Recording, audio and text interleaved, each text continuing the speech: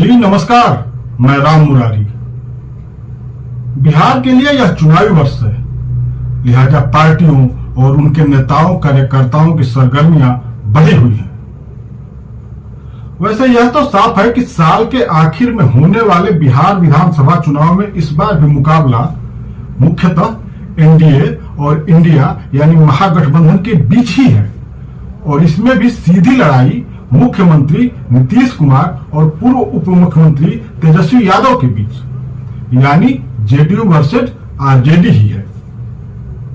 लेकिन अगर बिहार के पिछले कुछ महीनों की, खासकर इस साल की राजनीतिक हलचलों को देखा जाए तो राज्य के इस बार के चुनाव में सबसे बड़ा मुकाबला देश की सबसे बड़ी दो राष्ट्रीय पार्टियों के बीच होने जा रहा है, यानी बीजेपी और कांग्रेस के बीच। इस चुनाव में फ्रंट पर भले ही जेडीयू बनाम आरजेडी या एनडीए वर्सेस इंडिया गठबंधन की लड़ाई दिखाई दे, लेकिन अगर इस फ्रंट के पार देखेंगे तो साफ नजर आएगा कि बीजेपी और कांग्रेस बिहार में इस बार बड़ा दांव खेलने की तैयारी में है, और इसके लिए दोनों पार्टियां कमर भी कस चुकी हैं। तो आइए आज जानने और समझने की कोशिश करते हैं कि बिहार विधानसभा चुनाव में देश के इन दो सबसे बड़े दलों के लक्ष्य क्या हैं और उस लक्ष्य प्राप्ति की उम्मीदें कितनी हैं। गठबंधन के घटक दल होने के बावजूद गठबंधन से इतर इनकी अपनी महत्वाकांक्षाएं क्या है। तो आइए शुरू करते हैं। बीजेपी और कांग्रेस राष्ट्रीय स्तर पर भले ही सबसे बड़े दल हों और सबसे बड़े प्रतिद्वंदी भी, लेकिन बिहार के राजनीतिक परिदृश्य में ये दोनों पार्टियां अपने अपने धड़े में दूसरे नंबर पर ही हैं।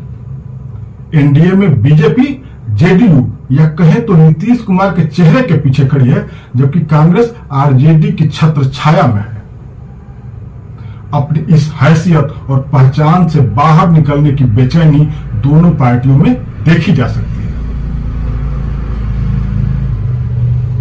तो सबसे पहले बात सरकार में शामिल और जेडीयू की सहयोगी बीजेपी की करते हैं, जो इस समय देश की सबसे बड़ी पार्टी है और केंद्रीय सत्ता पर काबिज भी है।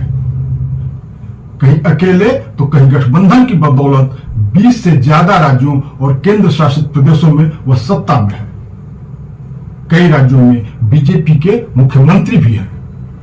बिहार में भी बीजेपी सत्ता में है, लेकिन विधानसभा में सबसे बड़ा दल होने के बावजूद सहयोगी के तौर पर ही। बिहार की कमान जदयू यानी नीतीश कुमार के हाथों में है, और बीजेपी के लिए सबसे बड़ा मलाल यही है, मलाल सत्ता में शीर्ष पर न होने का, अपना मुख्यमंत्री न होने का। बीजेपी की यह टीस कोई आज से नहीं, बीते कई सालों से है। संभवतः तभी से है जब से नीतीश कुमार के कंधे पर सवार होकर बीजेपी ने बिहार में सत्ता का स्वाद चखा है। यह टीस कुछ सालों से और ज्यादा बढ़ गई है, क्योंकि नरेंद्र मोदी की छवि के सहारे केंद्र समेत कई राज्यों में सत्ता के शीर्ष पर विराजमान होने के बावजूद बिहार में बीजेपी नीतीश कुमार की मर्जी और रजामंदी से ही सत्ता सुख का स्वाद ले पाती है।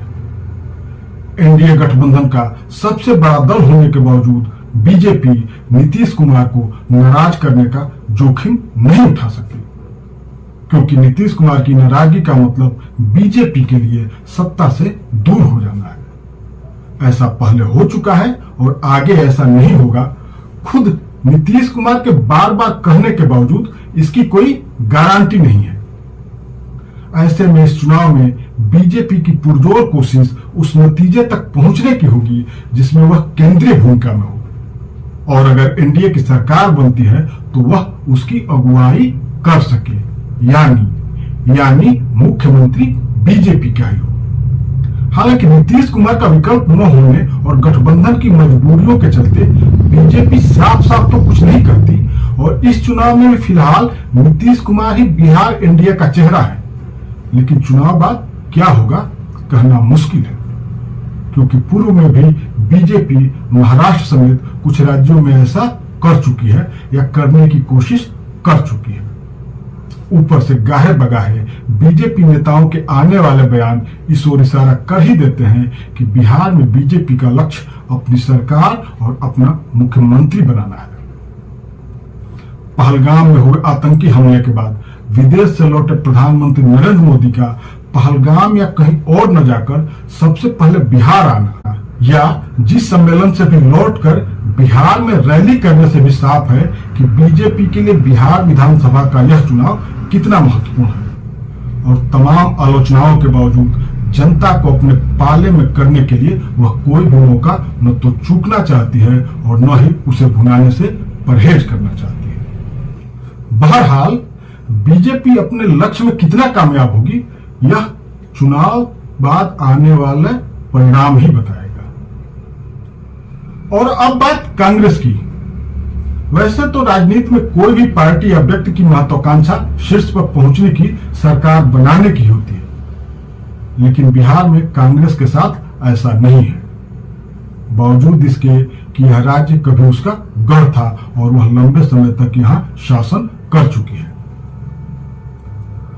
कांग्रेस फिलहाल बिहार में अपनी सरकार का ख्वाब नहीं देख रही, देख भी नहीं सकती। और ऐसा इसीलिए कि बीते 3.5 दशक से कांग्रेस बिहार की राजनीति में हाशिए पर खड़ी है। उसका जनाधार चुनाव दर चुनाव कम होते होते विलुप्त हो चुका है और संकट उसके वजूद पर है, उसकी पहचान पर है। कांग्रेस बिहार में खड़ी तो है, लेकिन अपने पैरों पर नहीं, सहयोगी दल खासकर आरजेडी की बैसाखी के सहारे।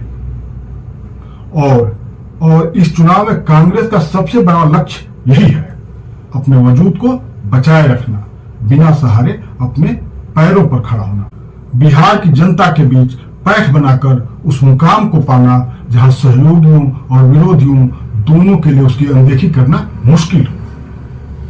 राष्ट्रीय स्तर पर इंडिया गठबंधन की अगुवाई करने वाली कांग्रेस की कोशिश बिहार में सिर्फ आरजेडी का पिछलग्गू बने रहने की छवि से बाहर आने की होगी, साथ रहते हुए भी अपनी स्वतंत्र पहचान गढ़ने की होगी। वह पहचान जो बिहार में कभी कांग्रेस का आधार हुआ करती थी।